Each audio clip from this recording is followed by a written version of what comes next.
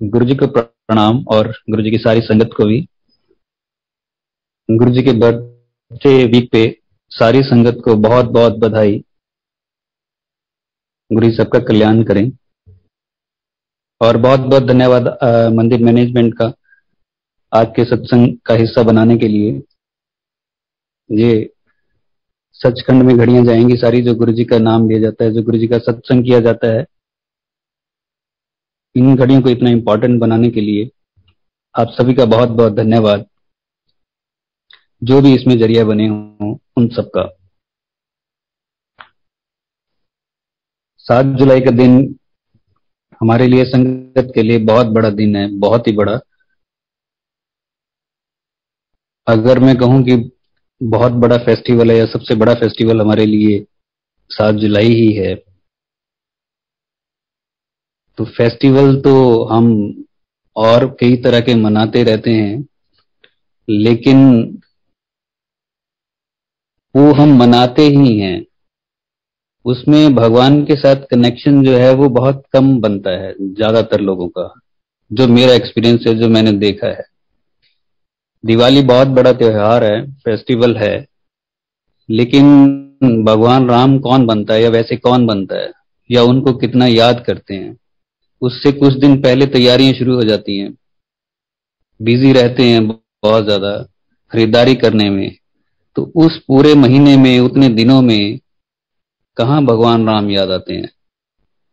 तैयारियां याद आती हैं, धूमधाम से तैयारियां चल रही होती हैं, घर के साजो सामान खरीदे जा रहे होते हैं और बहुत कुछ ऐसा होता है जो उन्हीं दिनों में नया किया जाता है।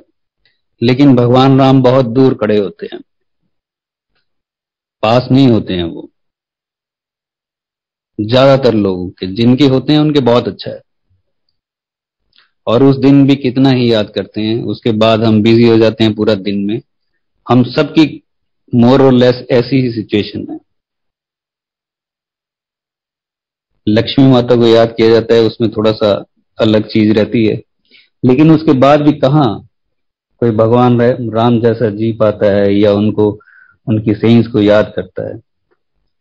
ऐसे ही अगर मैं कहूं कि गुरु जी का 7 जुलाई बहुत बड़ा फेस्टिवल है या सबसे बड़ा फेस्टिवल है, तो फिर ये सिर्फ फेस्टिवल बन के ही ना रह जाए जैसे और हम मनाते रहते हैं।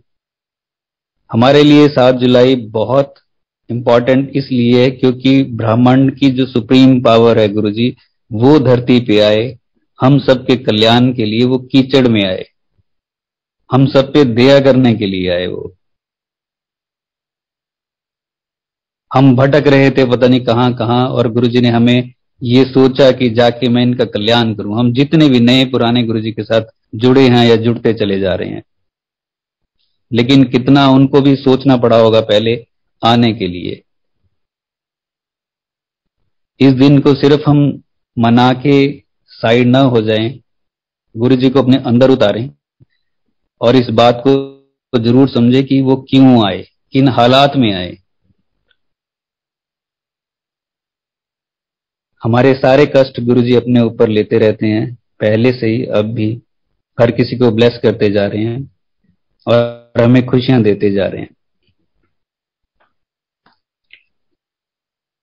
कम से कम हम 7 जुलाई को ही वैसे बन जाएं जैसे गुरुजी हमें बनाने के लिए आए हैं। एक दिन ही हम वैसे जिए, पूरा उस तरह से जिस तरह से हमारे गुरु चाहते हैं। बहुत ऐसे सत्संग हैं जो गुरुजी ने बताए हैं फिजिकल फॉर्म में या उसके बाद भी, कि गुरुजी किस तरह से परेशान रहते हैं, कभी किसी के कष्ट अपने ऊपर लेके, या कभी किसी की कुछ ऐसी हरकतों से, फिजिकल फॉर्म में भी और उसके बाद भी जरूर रहते होंगे। तो कम से कम हम ये कोशिश करें कि 7 जुलाई को सुबह उठें और रात तक एक दिन 365 दिन में से वैसे बन जाए, भूल जाएं सब कुछ। बड़े मंदिर लाइनों में लग रहे हैं तो वैसे बन के जाएं जैसे हमारे गुरु चाहते हैं, एग्जैक्ट वैसे बन के जाएं। कहीं पे भी, किसी सत्संग में भी, जहां जहां पूरी दुनिया में जाएं, तो सिर्फ दिमाग में गुरु जी रहे और गुरु जी का धरती पे आना याद रहे कि वो क्यों आए थे आज के दिन। गुरु जी के दीदार 2005 में हुए थे सबसे पहले, उससे पहले मुझे गुरु वर्ड के बारे में बिल्कुल नहीं पता था, ऐसी था जैसे किताबों में पढ़ा होता था। उससे पहले कुछ ग्राउंड्स बने, 1 डेढ़ साल पहले गुरुजी ने काम किया किसी और तरीके से, और उसके बाद फिर सामने आए मेरे। मैं बाबा को मानता था 1 डेढ़ साल पहले, उनका भी मुझे कुछ नहीं पता था। वो भी मुझे कोई ले गया था साईं बाबा के पास, और मैं उनकी तरफ झुकाव मेरा बहुत हो गया था। और मुझे ऐसा लगा था कि इस तरह से भी हो सकता है कि कोई मिरेकल कर सकता है। मिरेकल जैसी चीज का मुझे बिल्कुल भी ध्यान नहीं था, या कुछ ये कह लो कि एज फैक्टर होता है, हवा कुछ और होती है। घर में भी मेरा कुछ ऐसे ही रहता था कि मैं हूं बस, ये सारी चीजें रहती थी मुझ में।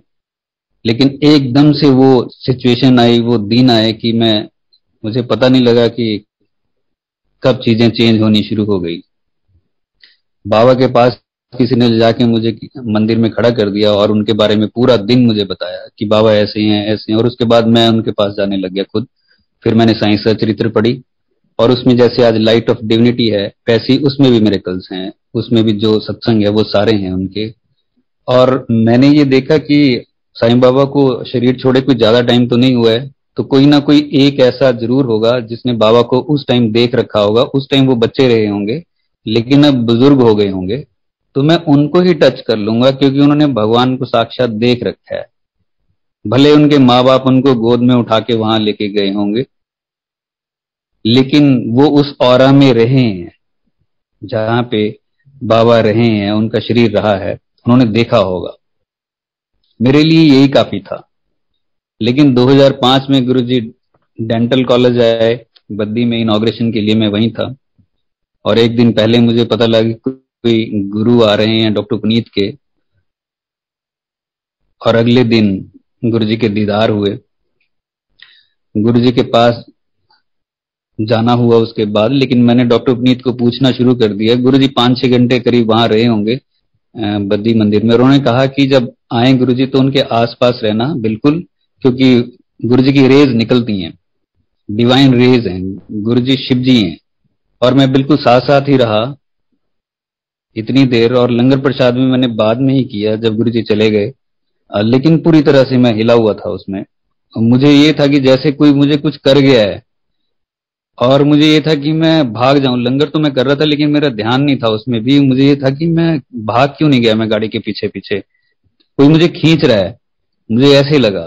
और मैंने डॉक्टर पुनीत से बात की कि मुझे चलना है वहां पे, अंपायर स्टेट उन्होंने बताया था, तो मैंने कहा मुझे चलना है वहां पे। कह रहे नहीं, मैं तो फंक्शन पे जाता हूँ, अभी मैं 7 जुलाई को जाऊंगा, गुरु जी का बर्थडे है। तो मैंने कहा 7 जुलाई तो बहुत दूर है, अभी तो अप्रैल है। लेकिन चलो वो टाइम आया जैसे तैसे करके। बड़ी मुश्किल से मैंने वो 2-2.5 महीने निकाले हैं, बहुत मुश्किल से निकाले हैं, कि पता नहीं वो दिन आएगा कि नहीं आएगा कि मैं उनके सामने बैठा हूंगा और दीदार कर रहा हूंगा उनसे, उनके।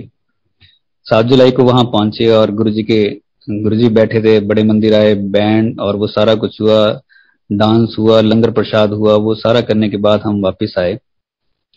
तो ये मुझे तब तक इतने टाइम में सत्संग मैं डॉक्टर पनीत से सुनता रहता था, क्योंकि मेरे पास वही थे। ना तो ये ताम झाम था सोशल मीडिया का, ना कुछ था। और तो वो सत्संग मैं सुनता रहता था उनसे कि ऐसे ऐसे करके हैं। और मुझे बाबा के बारे में उससे पहले ये किसी ने बताया था कि महाराष्ट्र में कोई एक है जिन्होंने दर्शन किए हुए हैं। उस टाइम वो बच्चे थे और आज वो काफी एज हो गए हैं।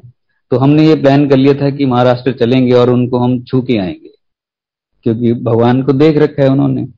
लेकिन जब गुरुजी के सामने आया मैं, और गुरुजी को देखा मैंने, और ये सारे सत्संग मैंने सुने, तो मैं, आप सोच सकते हो कि मेरी हालत क्या रही होगी, कि मैं कहाँ तो किसी एक इंसान को छूने को तैयार था, और कहाँ साक्षात महाशिव के सामने बैठा था। मेरे पैर जो है वो, ये समझ लो कि जमीन पे नहीं थे। ये गुरु जी की कृपा है। और उससे पहले उन्होंने मुझे थोड़ा सा तैयार किया है उस चीज के लिए, कि मैं इन सब चीजों में था नहीं। तो बाबा के फॉर्म में आके गुरु जी ने मुझे पहले तैयार किया। अब देखो, मैं ये सोच रहा था कोई एक बंदा होगा, और उन्होंने कहा कि हाँ कोई एक है। बाबा को गए कम से कम मुझे लगता है कोई 100 साल के आसपास हो गया है, या उससे थोड़ा सा ज्यादा हो गया है। ऐसे ही जब हम सारी ओल्ड संगत चले जाएंगे यहाँ से, गुरु जी की इच्छा से जहां भी होंगे, ये शरीर छोड़ के चले जाएंगे, फिर कोई एक बच जाएगा, एक या दो बच जाएंगे, फिर उस टाइम के लोग ये कहेंगे कि इन्होंने गुरु जी के दीदार किए हुए हैं, उनकी भी हालत वैसी होगी जैसी मेरी थी। वो भी उसके पीछे भागेंगे कि इन्होंने गुरु जी को देख रखा है। आज तो बहुत भाग्यशाली है नई संगत की, उनको इतनी ओल्ड संगत मिल रही है, दिख रही है, लेकिन शरीर छोड़ छोड़ के जा भी रहे हैं। जैसे जैसे गुरु जी की आज्ञा हो रही है, इस शरीर को जा रहे हैं छोड़ के, और जाएंगे ही। शरीर की एक मर्यादा है, गुरु जी ने भी शरीर छोड़ा, वो सब जाएंगे, 40-50 साल 60 साल और रुक जाएंगे, फिर कोई एक दो रह जाएंगे, और वैसे ही होगा। लेकिन आज बहुत भाग्यशाली हैं, और इतनी ओल्ड संगत सबके सामने है, और जगह जगह है, पूरे वर्ल्ड में है। किसी को भी पकड़े और गुरु जी का सत्संग सुने। हम खुद इतना सत्संग सुन रहे हैं सबका, जो हमें पहले कभी नहीं पता थे, अब पता चल रहे हैं।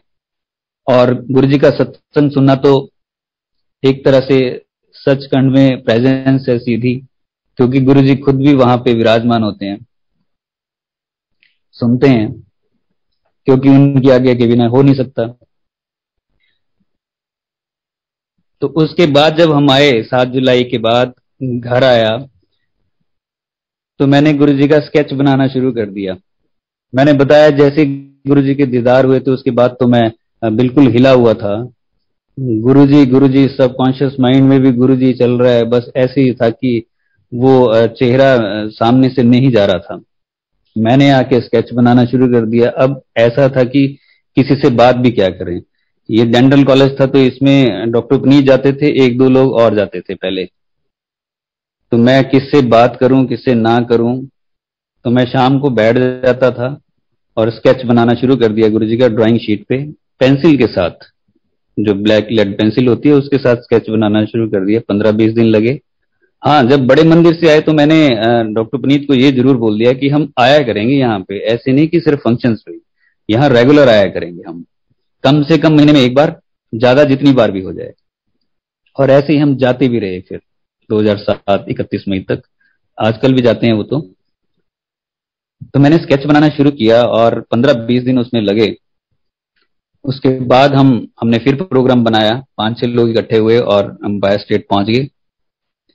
रोल करके स्केच मैंने उठाया हुआ था, गुरुजी के पास पहुंचे। गुरुजी सेटी पे बैठे हुए थे एम्पायर स्टेट में, पैंट शर्ट में, माथा टेका और गुरुजी ने कहा बैठो, तो हम बैठ गए। लंगर प्रसाद हुआ, 4 लोगों ने किया, और उसके बाद वो मेरा पहला टाइम था वहां पे। उसके बाद लंगर प्रसाद के बाद मैंने गुरुजी के पास, जैसे गुरुजी ने इशारा किया चलने के लिए हम लोगों को, और हम पहुंचे। माथा टेका तो मैंने गुरुजी को बोला, मैंने गुरुजी नहीं बोला। जब मैंने माथा टेका और मैंने रोल करके वो शीट उठा रखी थी, तो मैंने गुरुजी की तरफ देखा और मैंने कहा सर थोड़ी एक फोटो बनाई है। गुरुजी आगे को हुए, कहते हैं, मैंने कहा सर थोड़ी एक फोटो बनाई है। तो गुरुजी ने थोड़ी सी स्माइल हल्की सी दी और कहते चल दिखा। तो मैंने खोला और उसको दिखाया गुरुजी को, और गुरुजी ने देखा, एक टांग पे टांग रखी हुई थी, आगे को होकर देख रहे थे गुरुजी, और मैंने ऐसे पूरा स्केच दिखाया गुरुजी को। गुरुजी खुश हुए और कहते इन्हें मेरी फोटो बनाती, ये डेंटल कॉलेज के डॉक्टर है, गया थी उत्थे मैं इनॉग्रेशन ली, दिखाई नो। और राइट साइड पे एक लेडी बैठी थी रिनाउंड, उनको दिखाया और मैं दिखाने लग गया उनको, और गुरुजी खुश, और पीछे सबको बोल रहे बीडीएस बत्ती दंदा सर्वनाश, ये डॉक्टर है, ये डेंटल कॉलेज है सारे। ऐसे ऐसे गुरुजी बोल रहे थे और मुस्कुरा भी रहे थे। मेरा ध्यान गुरुजी पे ही था, उनको तो चलो मैं दिखा ही रहा था जैसे जैसे करके, लेकिन ध्यान मेरा गुरुजी पे ही था। तो ये मेरी पहली बात हुई है, और मैंने पहला जो वर्ड बोला था वो सर बोला था गुरुजी को, और करेक्शन का भी कोई टाइम नहीं था उसमें, क्योंकि वो ऑरा ही इतना स्ट्रांग होता है, सबको पता है वो। गुरुजी आज भी जब ड्रीम में नई संगत के आते हैं तो एग्जैक्टली वही सिचुएशन होती है जो फिजिकल फॉर्म में होती है, आवाज नहीं निकलती है बंदे की और भूल जाता है वो। एक बार गुरुजी ने मेरा नाम पूछा था, नाम मेरा पंकज गौतम है। एक बार गुरुजी ने पूछा की ना है तेरा, तो मैंने कहा गुरुजी गौतम। गुरुजी कहा अच्छा अच्छा चलो चलो। मुझे ये उसी टाइम ध्यान भी आ गया कि मैंने पूरा नाम नहीं बोला है, लेकिन इतना टाइम नहीं देते थे गुरु जी, चलो आगे चलो आगे, और बाद में आके बोल रहा हूँ यार मैंने अपना पूरा नाम भी नहीं बोला। तो ये गुरु जी का ऑरा है, महाशिव का ऑरा है। खैर उसमें खुशी भी होती थी कि चलो जो हो गया ठीक है, गुरु जी के सामने बात भी होगी, ये भी बहुत है। एक बार मैं वशिष्ठ आंटी के साथ गया था, पंचकुला से ओल्ड संगत 85 के आसपास से जुड़े हुए थे, लेकिन 20 साल का उनका गैप पड़ गया था।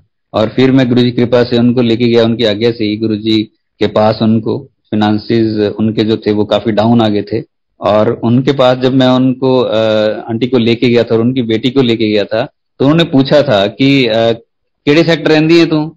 तो आंटी ने कहा था सेक्टर 4 गुरुजी। और उनकी बेटी नीचे से ऐसे ऐसे ना पकड़ के उनको कह जा रही है, मम्मी दो सेक्टर। तो आंटी भी अपना सेक्टर भूल गए, जबकि कितने सालों से वहां पे रह रहे हैं अपने घर में वो, लेकिन वो भूल जाते थे। ऐसे होता ही था, गुरुजी का ऑरा इतना स्ट्रांग था। और फिर ये हमारा ये कारवां जो है वो चलता गया। बहुत बार गुरुजी ने संभाला, आज तक संभालते ही आ रहे हैं। मंदिर बख्शा बद्दी में और उनकी इच्छा से ही बना है। हमने सोचा कि हमने बनाया है, लेकिन अब हम सोचते हैं कि कहाँ बद्दी यार, हम तो देखते हैं कि नक्शे में भी नहीं है, लेकिन गुरुजी ने कहाँ से ये चुन लिया। इनॉग्रेशन के लिए आए थे गुरुजी, और ये मंदिर बन गया, और इतना कुछ इसमें और ब्लेस करके हमें वो गुरुजी ने स्वरूप भी दिया। 2006 में हम 2005 से हमने जाना शुरू कर दिया। जब भी टाइम मिलना है हमने भाग जाना गुरुजी के पास, अंपायर स्टेट में, और वो दीदार करने। गुरुजी बड़े खुश होते थे। कोशिश हमारी रहती थी कि हम 7 बजे पहुंच जाए, पूरे जब दरवाजा खुलता हो तो सबसे पहले हम बैठे जाके। जब मैं वशिष्ठ आंटी को लेके गया, बड़ी मुश्किल से उनको कन्विंस किया उनके पास जाने के लिए, गुरुजी के पास। मैं था, उनकी बेटी थी और आंटी, तीनों ही थे। हम जाके हम बैठे, कोई भी नहीं था, गुरुजी बैठे हुए थे। किचन में होंगे सेवादार, वो अलग बात है, लेकिन गुरुजी बैठे, और जहां डीजे अंकल बैठते हैं वहीं पे हमें साथ ही बैठा दिए, बैठो। और मैंने कहा ये तो बड़ा अच्छा मौका है आंटी। मैंने आंटी से बोला कि अभी बात कर लो गुरुजी से। पहली बार जब उनको मैं लेके गया था कि अभी बात कर लो कि हमारे ऐसे ऐसे जो है फिनेंसेस बहुत डाउन आ रखे हैं, आप बता दो। आंटी को मैंने बोला, और आंटी अभी आधे ही खड़े हुए थे बात करने के लिए, और गुरुजी ने गुस्से में डांट दिया उधर से, बैठ चुप करके, दिमाग ना कहीं मेरा।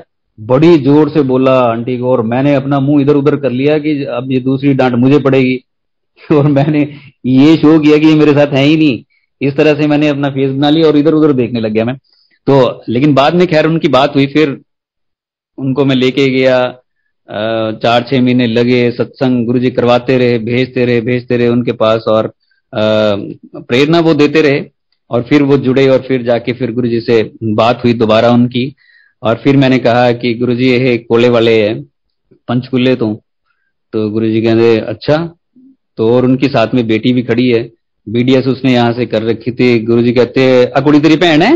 आंटी कहते नहीं ये तो मेरी कुड़ी है, चल ब्याह करी दा।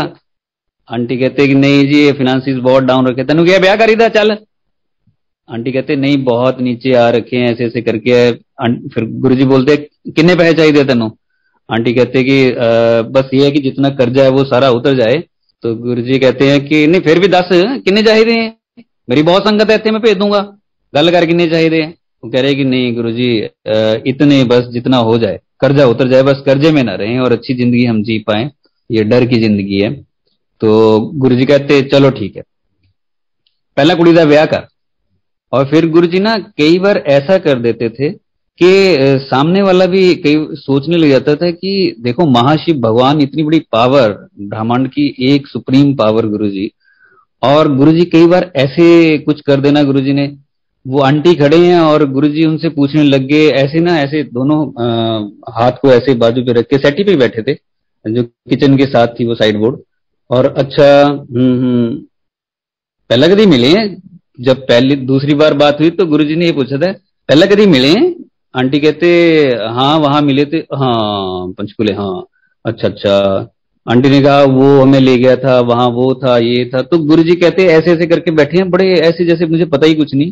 कहते अच्छा हाँ हाँ अच्छा उधर की हाल है?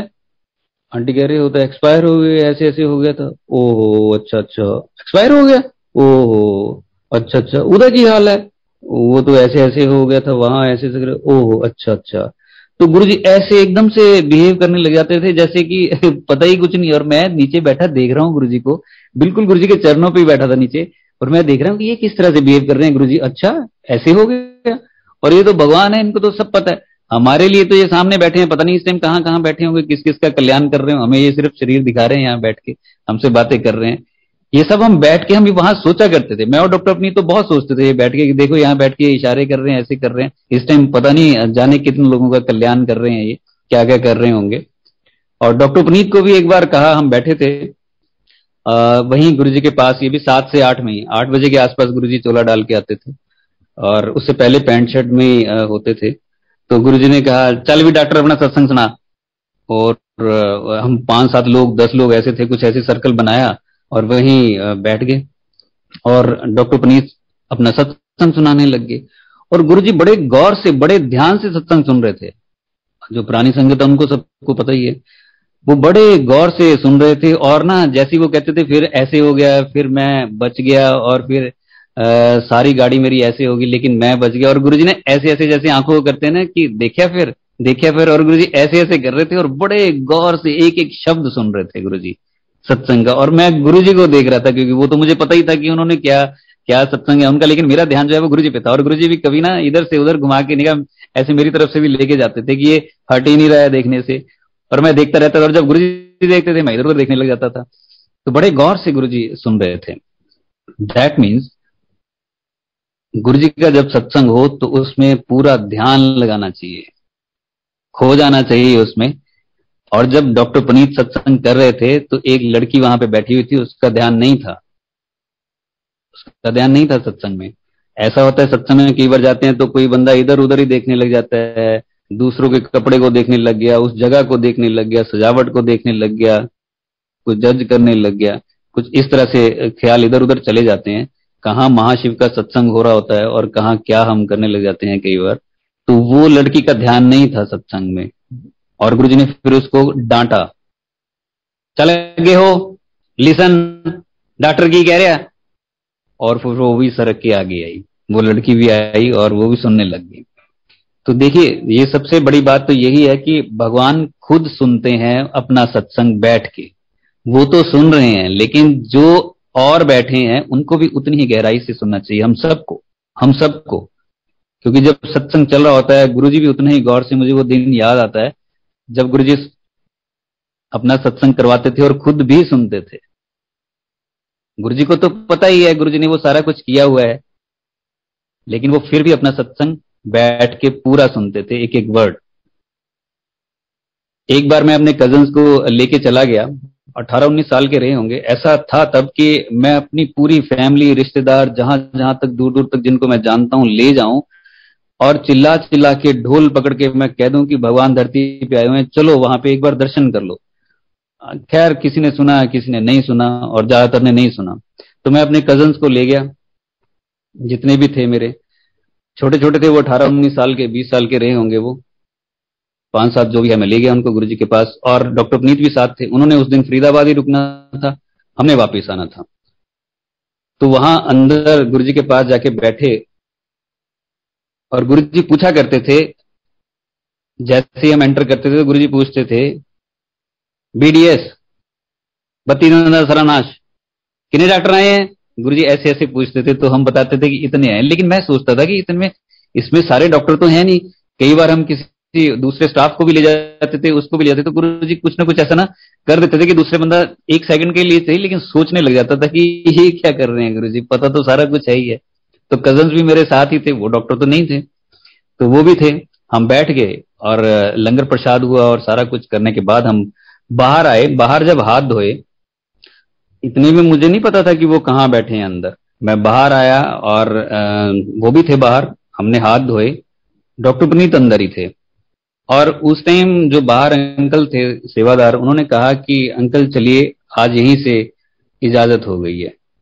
तो मैंने कहा नहीं, हम तो गुरुजी के पास अंदर जाके इजाजत लेते हैं।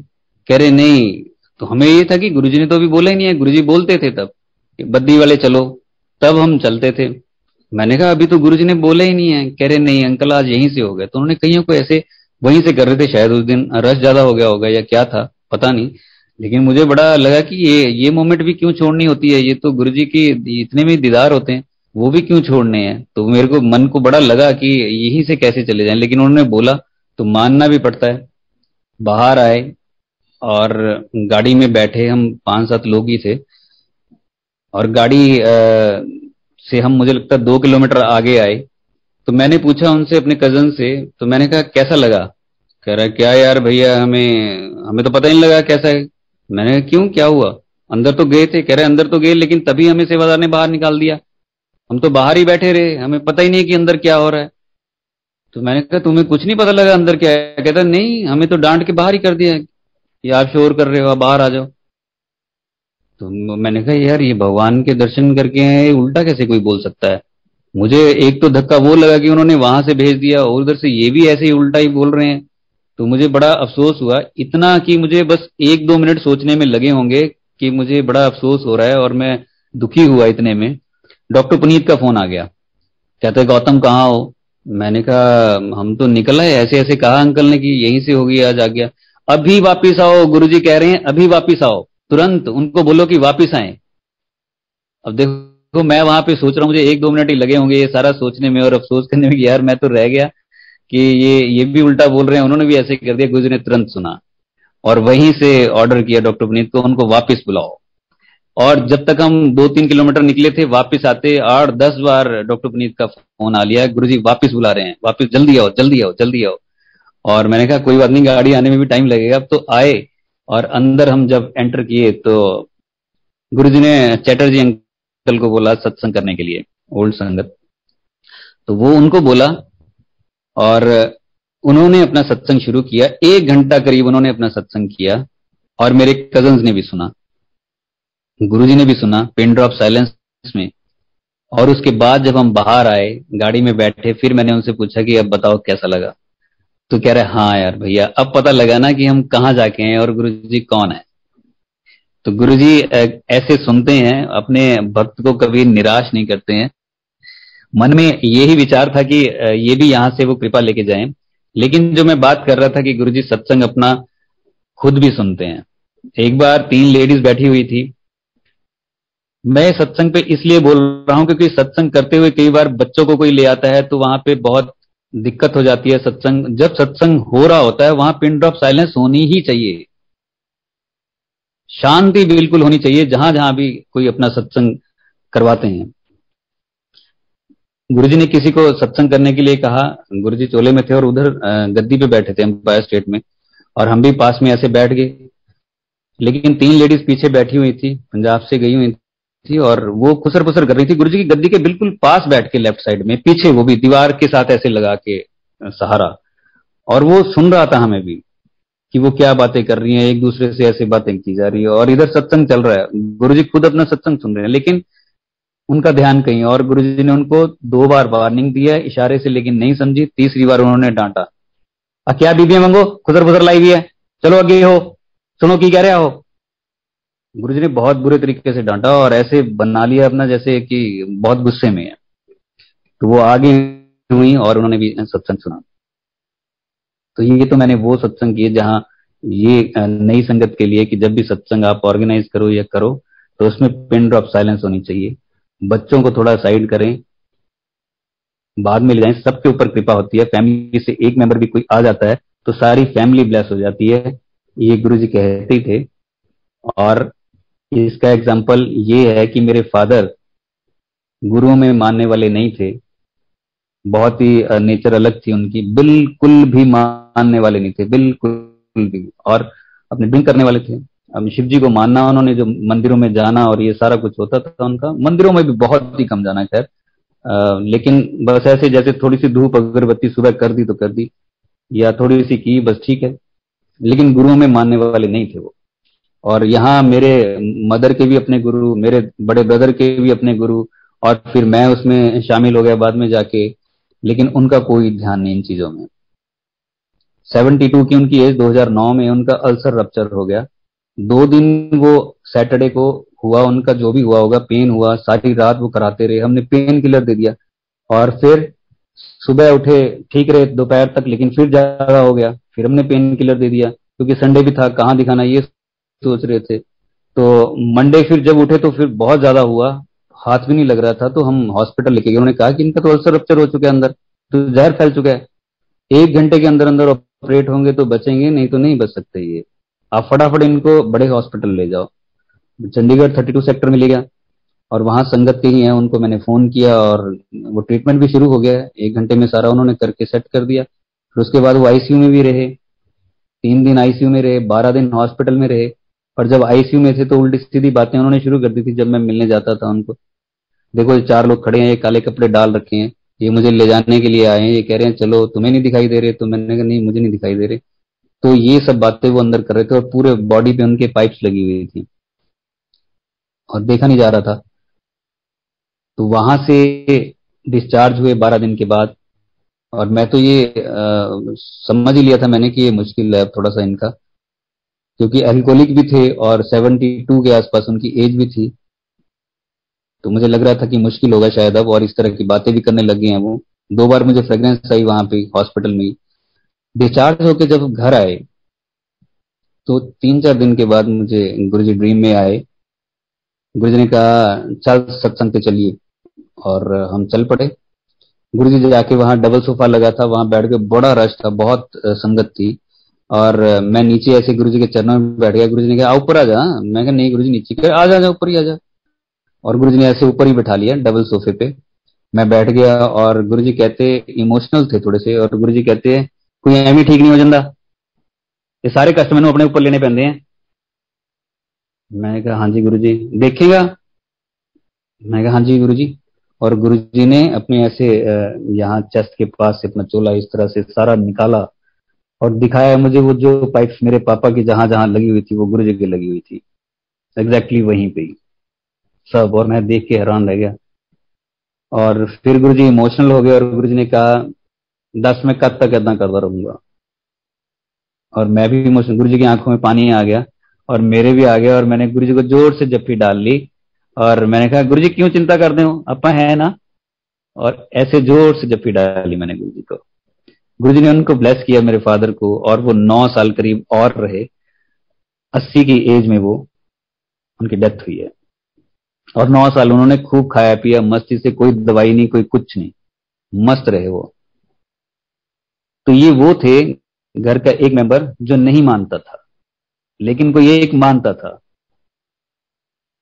इसलिए ये मैं कह रहा हूं कि अगर हम ये कहें कि हम उसको भी खींच के ले जाएं, उसको भी खींच के ले जाएं, आप एक भी चले जाओ, जो वहां की मर्यादा है सत्संग की उसको हम फॉलो करें, ब्लेसिंग्स पूरी फैमिली पे रहेगी। हमारे सुख दुख जो हमारी फैमिली के साथ जुड़े होते हैं, ये गुरुजी को बहुत अच्छे से पता है। हम गुरुजी के पास सिर्फ जा रहे हैं तो यही थोड़े है कि जो हम अपने बारे में सोच रहे हैं वही वो पढ़ रहे हैं, जो हम अपने परिवार के बारे में भी सोच रहे हैं वो भी तो वो पढ़ रहे हैं। वो तो सारी बातें जानते ही हैं, लेकिन मर्यादा जो सत्संग की है वो हम कायम जरूर रखें। नया नया बच्चा होता है, कई बार उसको भी लेके चल पड़ते हैं हम कि हम माथा टिकवा दें तभी शायद ब्लेस होंगे। घर बैठे बैठे ब्लेस होंगे, वो बिल्कुल होंगे।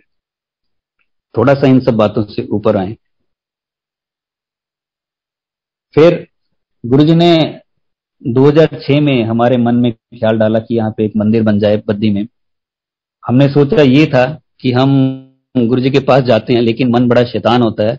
लंच टाइम में हम बैठे होते थे तो इधर उधर की बातें कर लेते थे, कभी इसकी बात कभी उसकी बात हो ही जाती है। और वो, लेकिन मेरे साथ डॉक्टर यशपाल बैठे थे, हम दोनों बैठे थे, एचओडी थे वो।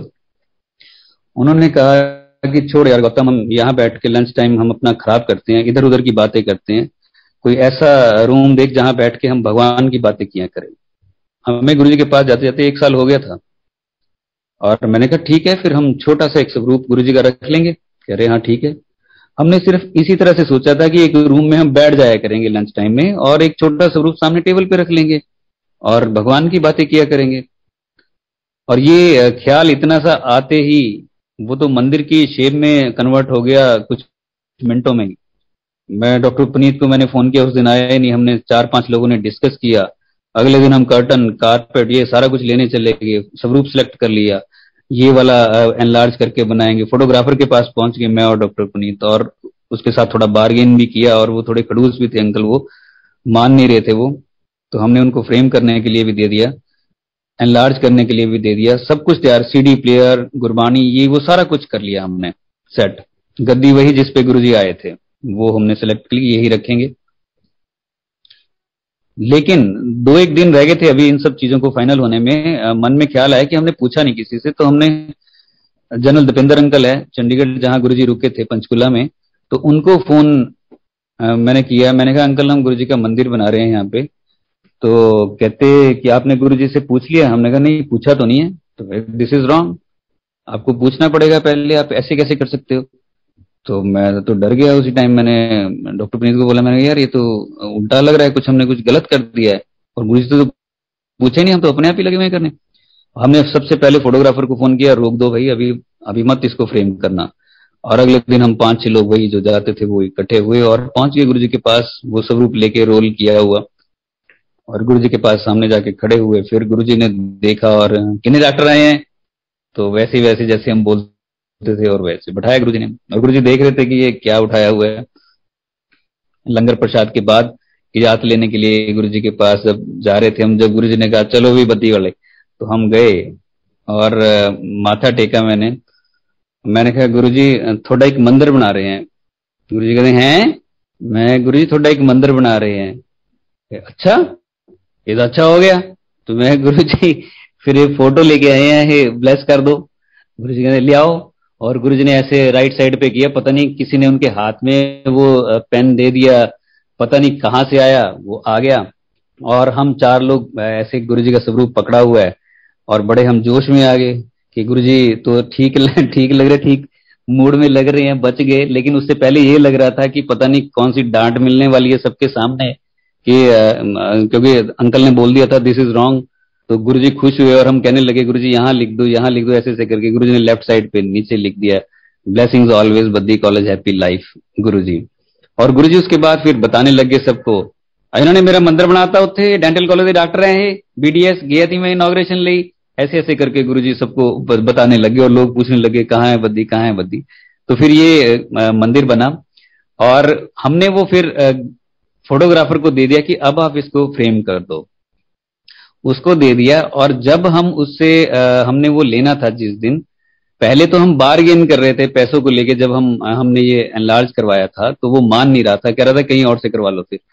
तो उस दिन जिस दिन हमने इसको उठाना था, डॉक्टर पुनीत वहां पे उनकी दुकान पे गए थे। उन्होंने मुझे शाम को फोन किया, कह रहे गौतम मैं अंकल की दुकान पे खड़ा हूँ, बताओ इन्होंने कितने पैसे लिए होंगे मुझसे। तो मैंने कहा यार अंकल तो बड़े अजीब से लग रहे थे, इतना सा कम कर दिया होगा और क्या। कह रहे 1 रुपया भी नहीं लिया इन्होंने, मैं वहीं खड़ा हूं और ये कह रहे हैं ये स्वरूप मेरे पास इतने दिन पड़ा रहा, मेरे साथ क्या क्या हुआ मैं बता नहीं सकता, और इसका मैं 1 रुपया ले भी नहीं सकता, कोई भी सेवा हो इसके बाद अब मुझे बताना।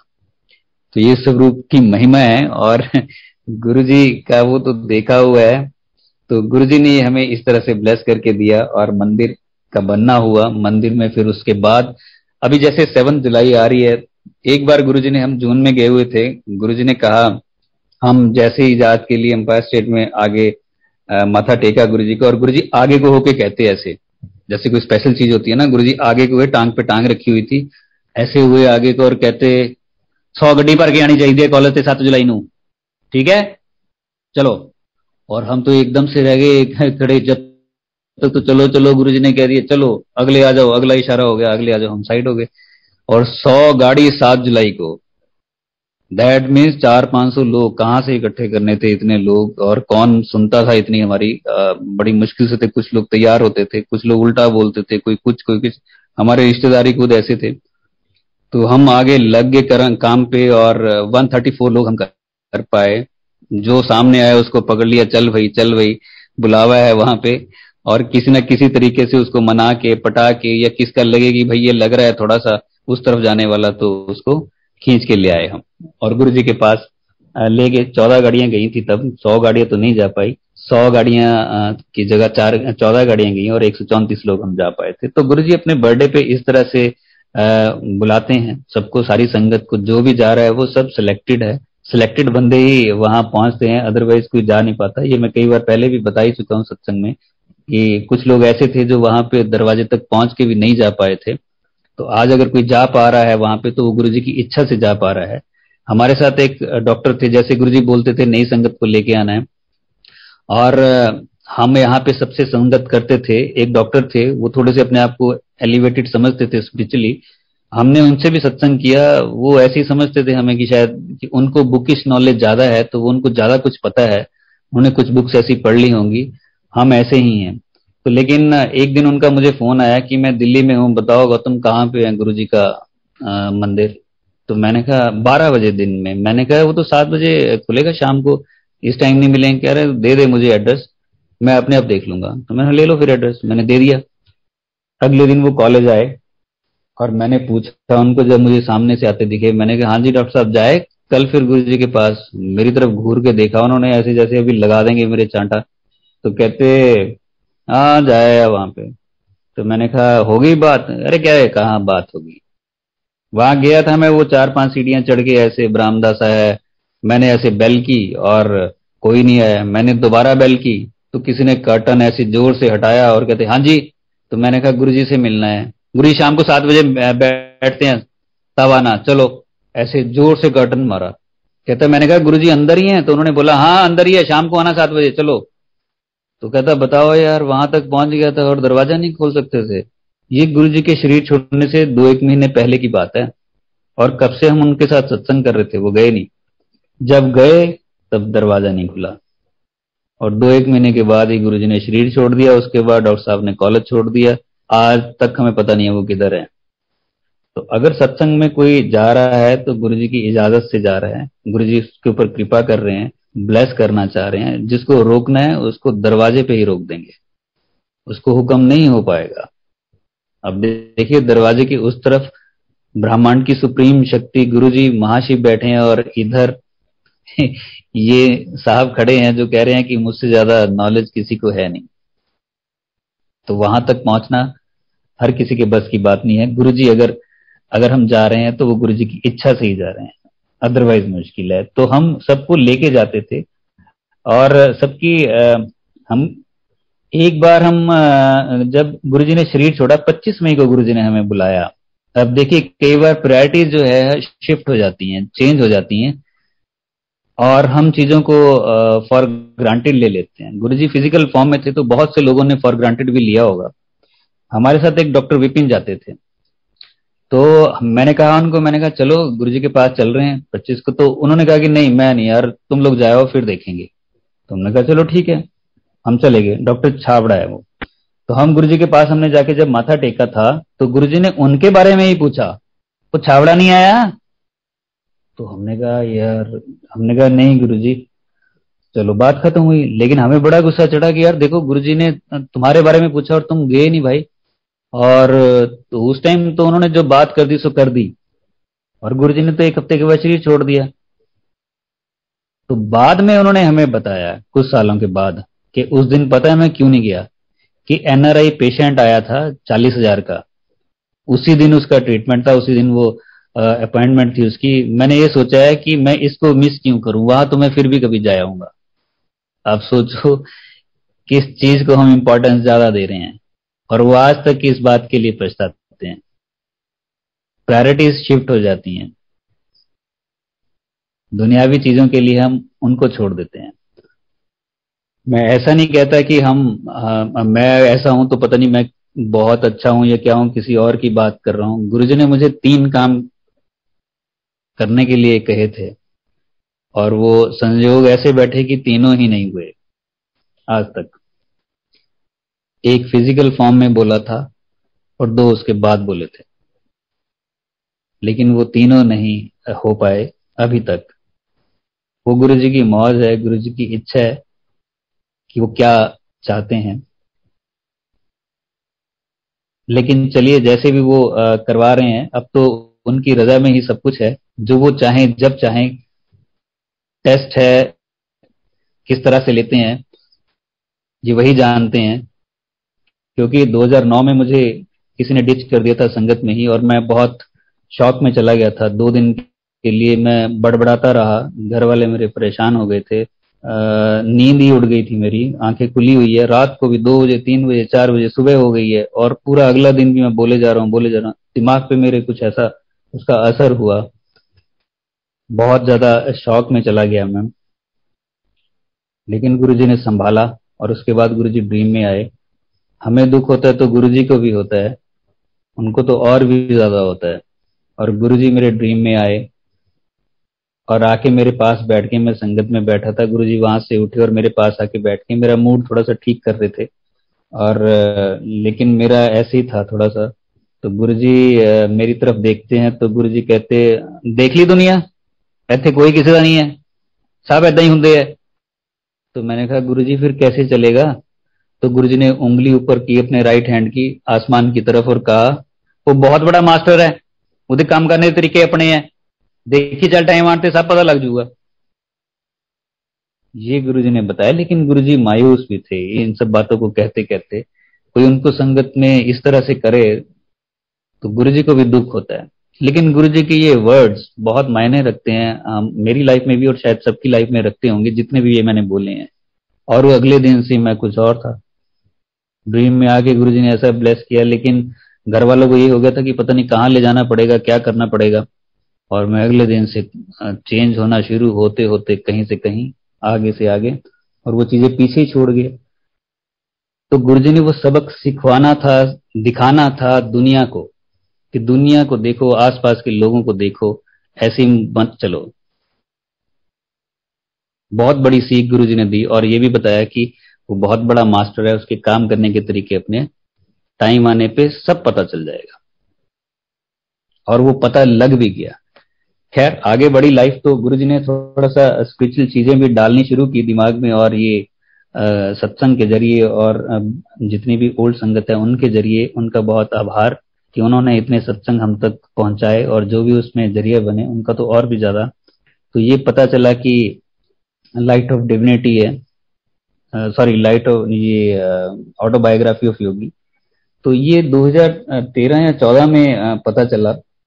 दो संगत हमारे पास आए थे बद्दी में, उन्होंने हमें बताया कि ऐसे गुरुजी ने पढ़ने के लिए बोली थी, और हमने वो पढ़ी और उसके बाद चीजें कुछ और लाइफ में समझ आनी शुरू हुई। लाइफ दूसरे ट्रैक पे चली गई और पता लगने लग गया कि लाइफ जो है वो किस तरह से जीनी चाहिए। सिर्फ शरीर को लेके ही चलें या फिर आत्मा का भी कुछ करना है। उसके लिए 24 घंटे अलग से नहीं होंगे, इन्हीं 24 घंटे में से शरीर के लिए भी करना है और उस रूह के लिए भी करना है जो शरीर छोड़ के जाएगी। ये नाम तो इसी जन्म का है, अगली बार तो पता नहीं कौन सा नाम होगा, अगर गुरुजी भेजेंगे तो वो अलग नाम होगा। सोल का तो कोई नाम नहीं है। तो उसके लिए कब क्या करना है वो भी इन्हीं 24 घंटे में करना है। तो ये सब कुछ गुरुजी ने अपने तरीके से समझाया। जैसे गुरुजी ने कहा था कि वो बहुत बड़ा मास्टर है और उसके काम करने के तरीके अपने हैं, ऐसे लाइफ गुरुजी ने समझाई। हर एक एंगल जो जिंदगी में जरूरी होता है एक संगत को परफेक्ट बनाने के लिए, उस पर काम गुरुजी करते हैं। सबके लिए, सबके ऊपर काम करते हैं वो। कई बार हम उसमें फिसल जाते हैं और कई बार कोई चीज उसको पकड़ लेते हैं और चल पड़ते हैं आगे और कल्याण होता है। जब गुरुजी के पास हम जाते हैं, ये जरूरी नहीं है कि जब हम किसी सत्संग में जा रहे हैं या कहीं पे भी बड़े मंदिर जा रहे हैं, किसी मंदिर जा रहे हैं गुरुजी के, तो अगर रास्ते में कुछ इस तरह से गाड़ी खराब हो जाए या फिर लेट पहुंचे, हम इधर उधर करने लेते, हम गुरुजी को प्रे करने लगते, गुरुजी ये कर दो, गुरुजी ऐसे कर दो, गुरुजी वैसे कर दो। हम तो जब घर से चलते हैं तो गुरुजी देख रहे होते हैं, सब पे निगाह होती है। अंपायर स्टेट में गुरुजी बैठे थे, 2005 की बात है ये, शायद 5 और 6 के बीच की बात है ये। हम यहाँ से 4 लोग गए, हमने इंडिका गाड़ी कर ली, यहाँ से निकले और पंचकुला क्रॉस कर लिया हमने। हमने उसको कहा, गर्मियों के दिन थे, कि भाई एसी लगा ले। तो कह रहा अच्छा अच्छा हाँ जी लो जी। और उसने अपनी शीशे शीशे सारे बंद किए, हम बैठे 15 मिनट 20 मिनट आधा घंटा हो गया, हमें अंदर सांस की भी दिक्कत हो जाए और ये हवा ठंडी तो बहुत दूर की बात है बड़ी हमें प्रॉब्लम होनी शुरू होगी। हमने कहा यार ठंडी हवा तो आ नहीं रही है, तूने क्या किया ये, हमने तेरे को एसी ऑन करने के लिए कहा था। वो कह रहा ओहो एसी तो खराब है गाड़ी का। तो तब तक तो हम काफी आगे निकल चुके थे। हमने कहा यार ये क्या बंदा मिल गया हमें, हम इतना लंबा सफर बिना एसी के करेंगे। तो चलो बात जैसे तैसे होगी कि चलो चलते हैं, आज इसी में चलते हैं, जैसे गुरु जी की इच्छा। हम निकले, अभी 15-20 मिनट और आगे गए होंगे, अंबाला के पास उसने गाड़ी रोक ली ढाबे पे। कह रहा मैं तो आधा घंटा भी, कह रहा मैं तो खाना खा के जाऊंगा, अभी मैंने खाना नहीं खाया। हमने कहा चल यार ये भी सहन कर लेते हैं। 1 घंटा करीब उसने वहीं लगा दिया हम टाइम देखे जाए कि हम लेट हो रहे हैं, यार ये अजीब बंदा टकर गया, आगे चले गए। दिल्ली में बॉर्डर पे उस टाइम बड़ा जाम लगता था, ये सारा कुछ बन ही रहा था, गाड़ी जाम में फंस गई।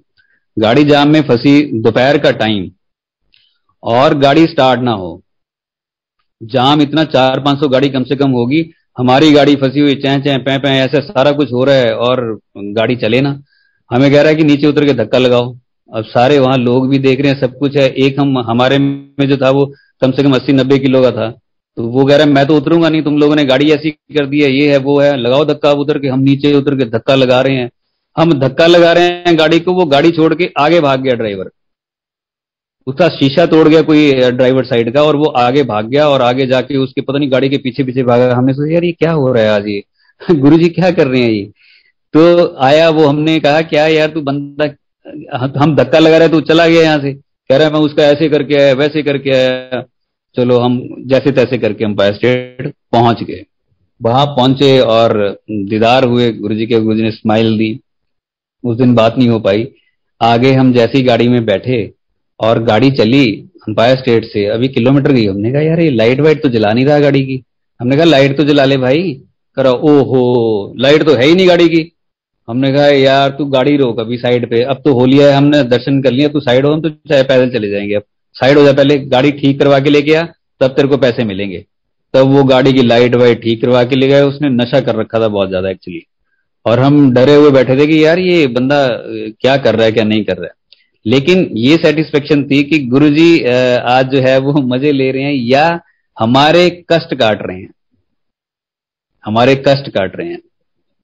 इतना सा कष्ट दे के अगर थोड़े से उसमें पसीना निकल गया, थोड़ी सी परेशानी झेल ली हमने इतनी छोटी सी चीज के लिए, तो गुरुजी ने पता नहीं आगे आने वाले टाइम में कौन सा कष्ट था उसको साफ किया, रास्ता क्लियर किया। थोड़ा सा पसीना लग गया होगा हमारा, थोड़ी सी परेशानी हुई होगी, थोड़ा सा एसी नहीं चला होगा, थोड़ा सा धक्का लगाना पड़ गया, तो क्या हो गया। तो ये तो बहुत इजी चीज हुई है। अगर आगे जाके कहीं कुछ और ही करना पड़ता है, कुछ और ही झेलना पड़ता है लाइफ में। अगर हम गुरुजी के पास आ रहे हैं और इस तरह की चीजें अगर हो जाए, तो ये गुरुजी का शुक्राना ही है। गुरुजी बहुत बड़ी चीज को बहुत छोटे में काट रहे हैं। और आप देखिए अगर हॉस्पिटल्स में जाके हमें भोगना पड़े तो हो सकता है 4-6 महीने लग जाए, पता नहीं क्या हो जाए। अगर वो इतनी सी चीज से ही कट जा रहा है तो क्या दिक्कत है।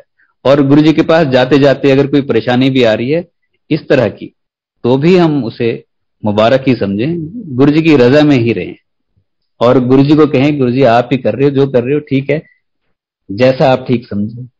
इस तरह की सोच के साथ हम गुरुजी के पास जाते रहें। जब भी जाना हो चिल्लम चिल्ली ना करें, क्योंकि कई बार बंदा परेशान हो जाता है और परेशानी में हाथ खड़े हो जाते हैं, तो हम गुरुजी को भी कटघरे में खड़ा कर देते हैं कि हमारे साथ ऐसा क्यों हुआ।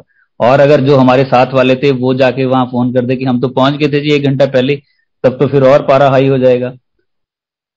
तो मैंने ये सत्संग इसलिए बताया है कि गुरुजी के फिजिकल फॉर्म में भी ऐसे ऐसे होता है, तो उसमें उसके मतलब क्या है, उसके मायने क्या है। नई संगत के लिए ये ज्यादा है। गुरुजी बुलाते रहते हैं अपने पास, हर एक संगत को गुरु बाहें फैला के सबका इंतजार करता है।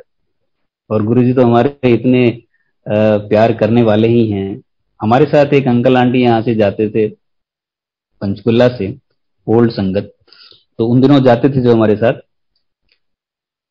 उनको 6-7 महीने हो गए थे गुरुजी के पास गए हुए, कम से कम गैप पड़ गया था। और जब हमारे साथ गए वो, तो गाड़ी में बैठे बैठे कह रहे थे, कहते गौतम इस बार डांट पड़ेगी गुरुजी से, कैसे फेस करेंगे। मैंने कहा क्या हुआ। कह रहे इतना टाइम हो गया गुरुजी के पास जाते और गुरुजी तो नाराज हो जाते हैं, अब हम देखो हम सुनेंगे अब क्या करें। ऐसे डरे हुए वो दोनों अंकल आंटी बैठे, हालांकि बहुत प्यारे हैं वो।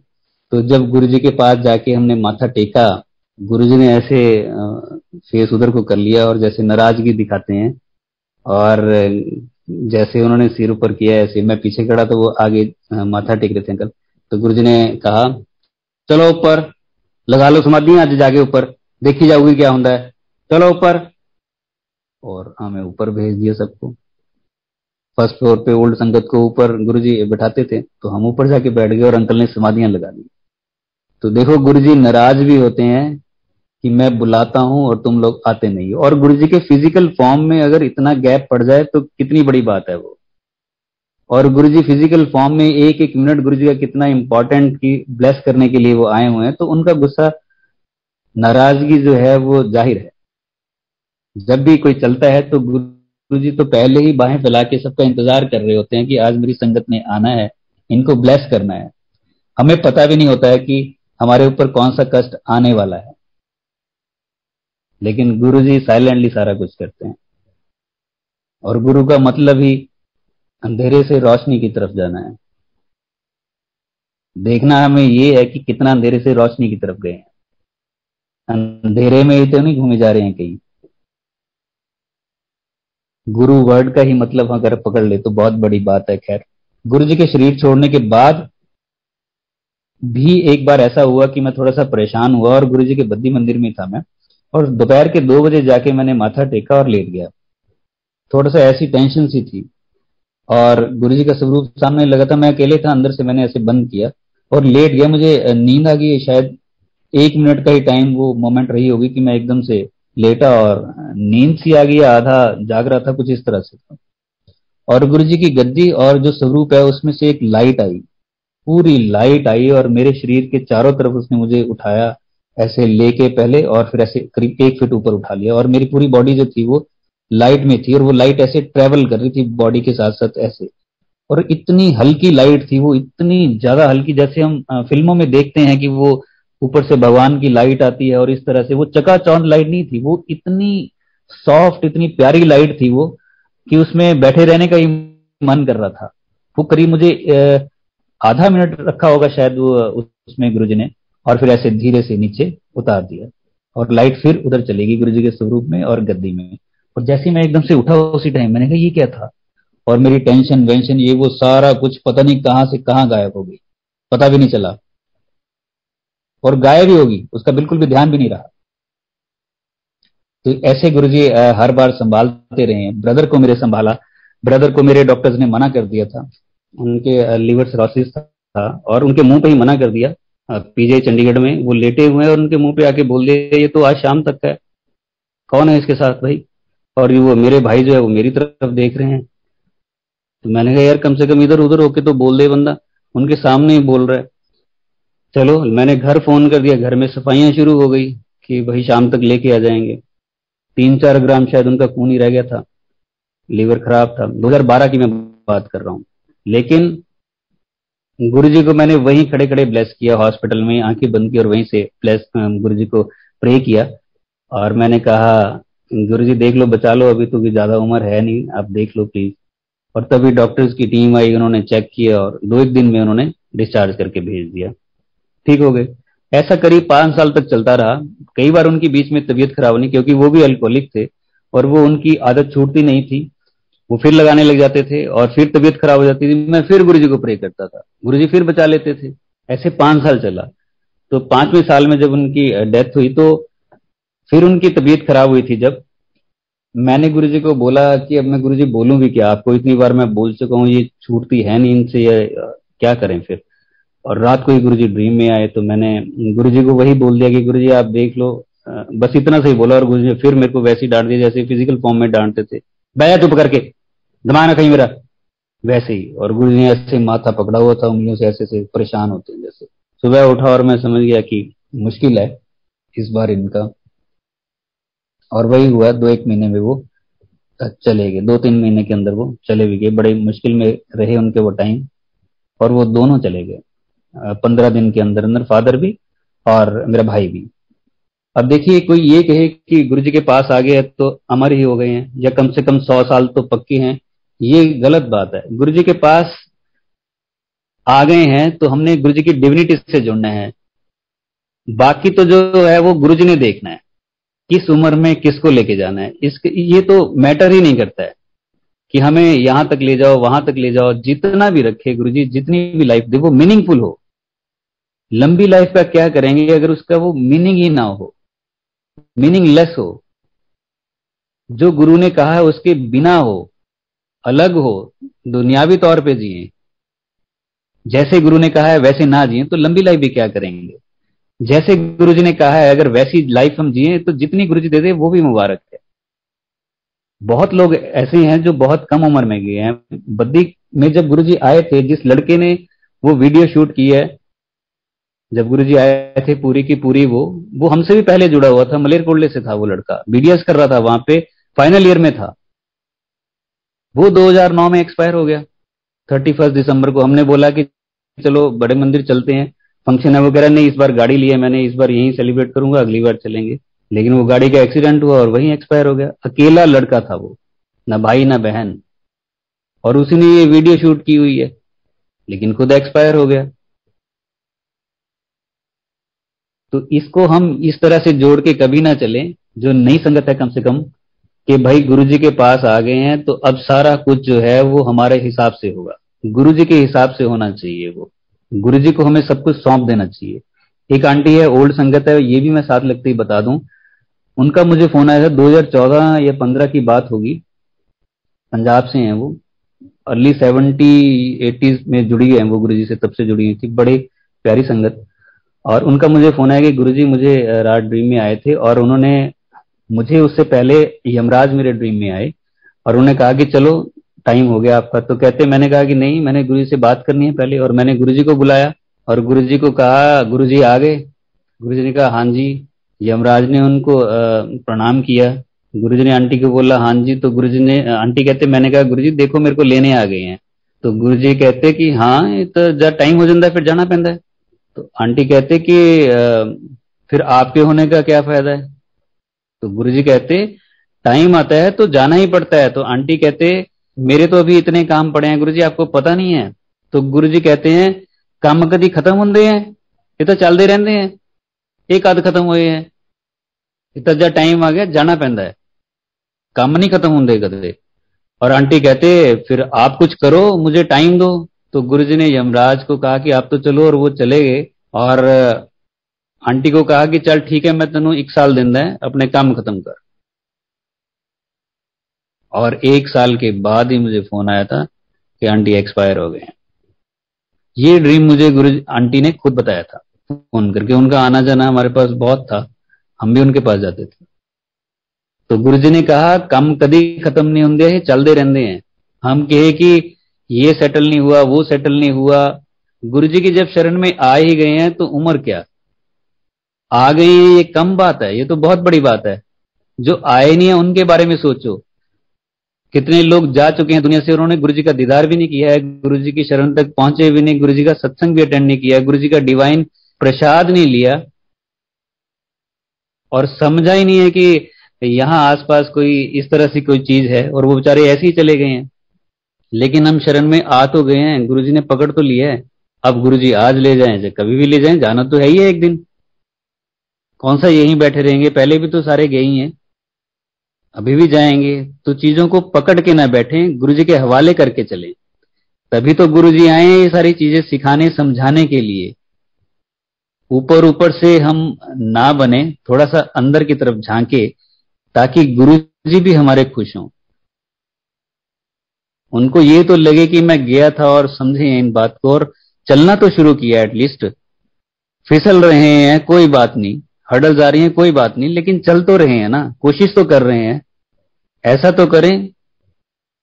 लेकिन अगर कोई कोशिश भी ना करे और चीजों को दबाते रहे, एक दिन यही सारी चीजें आके सामने खड़े हो जाती हैं, और फिर पछतावा होता है। एंड में जाके सिवाय पछतावे के कुछ भी नहीं होगा कि गुरुजी मिले थे और फिर भी हम वहां तक नहीं पहुंच पाए, वो सब कुछ कर नहीं पाए जो बड़ी आसानी से शायद कर भी सकते थे। लास्ट में जाके ये पछतावा होगा, जब उम्र निकल जाएगी। और ये तो उनकी है जिनकी उम्र होगी काफी दूर तक, अभी क्या पता कौन कब चला जाए, इतना भी मौका सोचने का मिले या ना मिले। और गुरुजी मिले हैं, पता नहीं इसके बाद किस जन्म में मिले या ना मिले। अभी भी पता नहीं रूह कहां से भटक के यहां तक पहुंची हुई है, हमें क्या पता, वो तो गुरुजी को पता है। गुरुजी ने कहीं से हमें पकड़ा और इतना प्यार दिया हमारे लिए, हमें ब्लेस करने के लिए। ये सब चीजें सोचने वाली है। अपने बारे में, अपनी सोल की जर्नी के बारे में सोचें। और गुरुजी का मिलना बहुत बड़ा मिरेकल है, बहुत बड़ा मिरेकल है ये। इसके बाद के मिरेकल्स तो आप हम कितने ही करते रहे, वो तो अनएंडिंग है, लेकिन ये बहुत बड़ा मिरेकल है। आप सोचो जिंदगी गुरुजी के बिना,